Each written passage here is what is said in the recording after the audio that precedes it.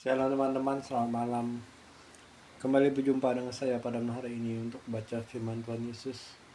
Pada hari ini saya kembali akan baca firman Tuhan Yesus. Kejadian pasal 50 ayat 1 sampai 26. Mari kita dengarkan. Pertama-tama, makasih ya Tuhan. Tuhan mengampuni aku, telah menopangku sebab aku bisa melihat hari ini. Terima kasih Bapa. Terima kasih ya Tuhan. Aku tak kata apa Tuhan, ketika otak yang diam di depan aku.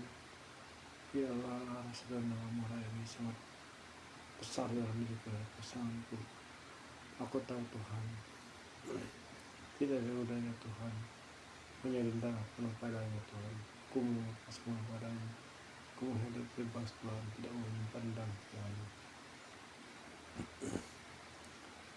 Lalu Yusuf merebahkan dirinya mendekat muka ayahnya, serta menangisi dan mencium dia. Dan Yusuf mengatakan kepada Rabi tadi, itu hamba-hambanya untuk merempahi mayat ayahnya. Maka tabi-tabi itu merempah-rempah mayat Israel. Hari itu memerlukan 40 hari lamanya, sebab demikianlah lamanya waktu yang diperlukan untuk merempah-rempah.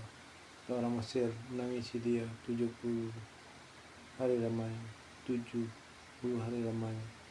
Terlewat hari menangisan itu, berkatalah Yusuf kepada istri Firaun, jika kiranya aku mendapat kasihmu, katakanlah kepada Firaun, bahwa ayahku telah menyuruh aku bersumpah, katanya, tidak lama lagi aku akan mati, telah kuburku yang telah kugali di tanah Kanaan. Itu aku kubukan aku, oleh sebab itu izinkanlah aku pergi ke sana, supaya aku membuka ayahku, kemudian aku akan kembali. Lalu berkata Firaun, pergilah ke sana dan kuburkanlah ayahmu itu, seperti yang telah disuruhnya, kau bersumpah. Lalu berjalan Yusuf ke sana untuk menguburkan ayahnya bersama-sama dengan dia. Berjalanlah semua pegawai Firaun, para tua-tua dari istana, dan semua tua-tua dari tanah Mesir, serta isi rumah Yusuf juga. Saudara isi rumah ayahnya hanya anak-anaknya, serta kambing domba dan lembu sapinya ditinggal mereka di tanah Goshen. Baik kereta maupun orang-orang berkuda turut pergi ke sana bersama-sama dengan dia, sehingga iring-iringan itu sangat besar. Setelah mereka sampai ke Goshen yang di sebelah sungai Yordan, maka mereka mengadakan di situ ratapan yang sangat pedih berdiri. Dan Yusuf mengadakan perkabungan 7 hari lamanya karena ayahnya itu. Ketika penduduk negeri itu, orang-orang Kanaan melihat perkabungan di Goshen hari itu, berkatalah mereka, inilah perkabungan orang Mesir yang amat liur. Itulah sebabnya tempat itu dinamai Abel Mesir, yang letaknya di sebelah Yordan. Anak-anak Yakub melakukan kepadanya seperti yang dipesankan kepada mereka, anak-anak yang mengangkut dia ke tanah Kanaan, dan mereka menguburkan dia di dalam gua di ladang Makpela yang telah diberi Abraham dan Evan orang itu untuk menjadi kuburan milik, yaitu ladang yang di sebelah timur Mamre. Setelah ayahnya dikuburkan, pulanglah Yusuf ke Mesir. Dia dan saudara dan semua orang itu pergi ke sana bersama-sama dengan dia untuk menguburkan ayahnya.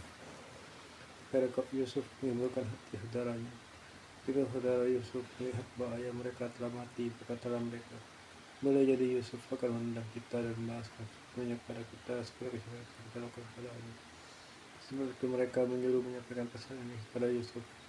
Sebelum ayahmu mati, ia telah berpesan, beginilah harus kamu katakan kepada Yusuf, ampunilah kiranya kesalahan saudaramu dan dosa mereka, sebab mereka telah berbuat jahat kepadamu. Maka sekarang ampunilah kiranya kesalahan yang dibuat hamba ayahmu.